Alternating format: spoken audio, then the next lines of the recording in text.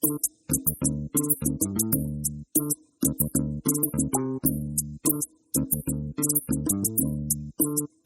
to Health Professional Radio. I'm your host, Neil Howard. So glad that you could join us for another segment.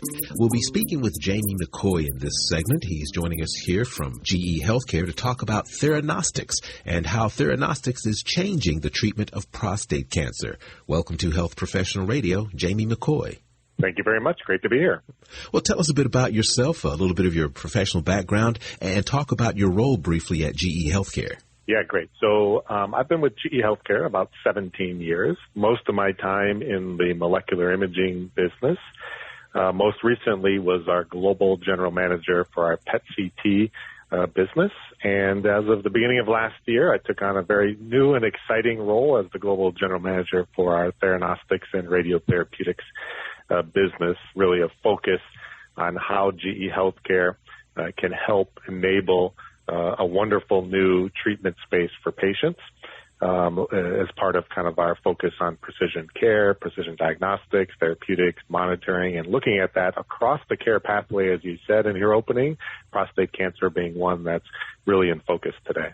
Theranostics, I mentioned it, you've mentioned it. What exactly is Theranostics, and how is it going to change prostate cancer treatment?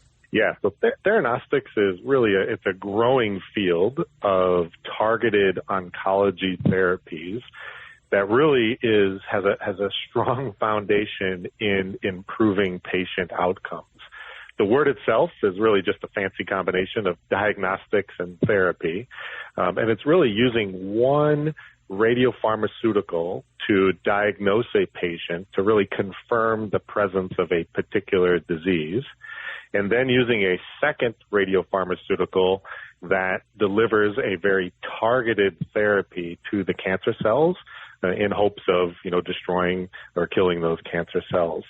It's been around for a long time, has many uses, but really has, I think, gained much attention in the last year or so because of the opening of more and more patient access, specifically in prostate cancer, with the approval that Novartis got for their commercial radiotherapeutic called Pluvicto. You said that Theranostics was just a fancy way of putting two words together. Has this process, procedure, has it always been referred to as Theranostics, or is there something in the past that we may recognize as the same therapy? No, I think it's always generally been referred to as Theranostics, and it's, again, just really using two different kind of radiopharmaceuticals, one to diagnose, one to treat.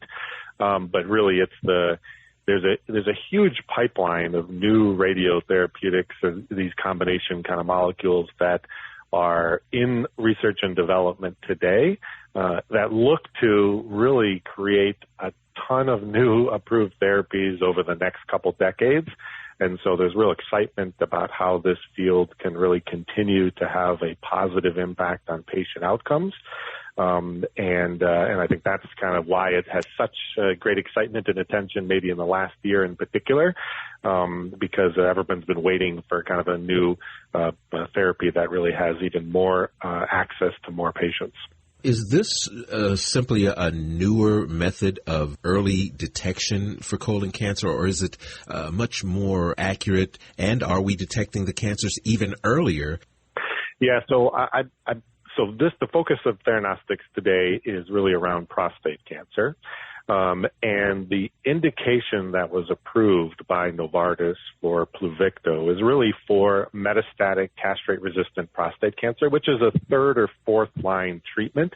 And it's really a treatment that's used after, many other therapies have failed. So the patient would have perhaps already gone through a hormone therapy, tried chemotherapy, maybe even a few other therapies, and this is really indicated to kind of help when all these other treatments have failed.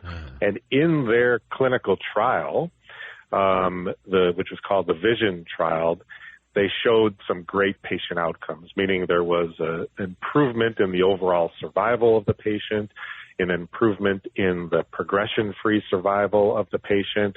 And so it's really the patient outcomes that are really kind of driving such interest. But at a starting point, it's really at this later stage. I'll anticipate your next question and where else can it help.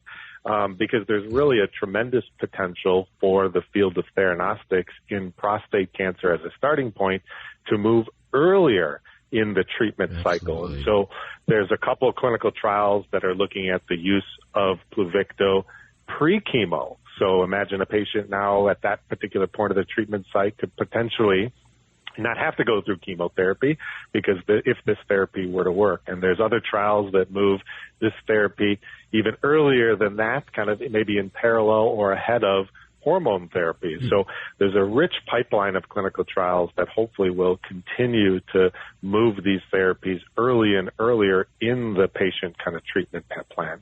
Historically, treatments have had some pretty severe side effects. Although patient outcomes have been positive, what about during the process as far as treatment?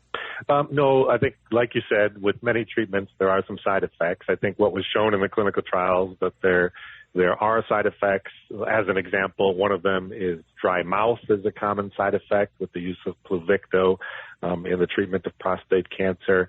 And so there are side effects, but I think they were shown in the trials to be manageable. And so I think that combination of good, safe, and effective kind of therapy is again what kind of has some of the excitement in this space. And there are techniques in theranostics that are currently, being evaluated, research and development around, specifically around the use of personalized dosimetry. And what that means is really how could you potentially personalize each dose to the patient such that you minimize those side effects and maximize the benefit or the efficacy of the actual treatment. So there's some new techniques that will hopefully work the way in the mainstream clinical practice in theranostics in the coming years that will also help further personalize this treatment and, again, to your point, kind of minimize those side effects even further. What do you think are the most important ways that precision health can improve disease diagnosis, treatment, and ultimately the outcomes as well?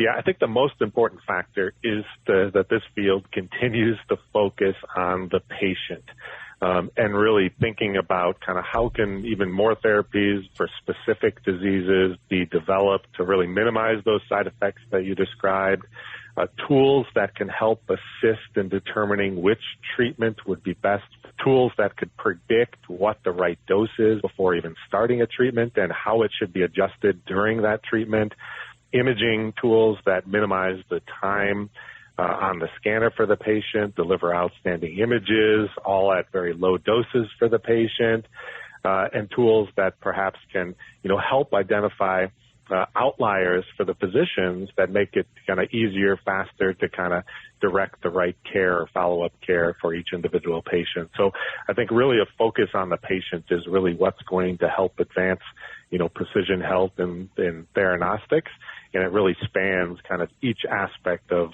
the treatment journey for the patient. Well, Jamie, give us a website where our listeners can learn much more. Yeah, sure. So www.gehealthcare.com/specialties/theranostics. Thank you so much for lending us some of your time this morning. It's been a pleasure speaking with you, and I'm hoping that you will return and provide us with some updates. Yeah, that'd be fantastic. We're working with many sites today, and would love to come back and kind of share some of the before and afters with you.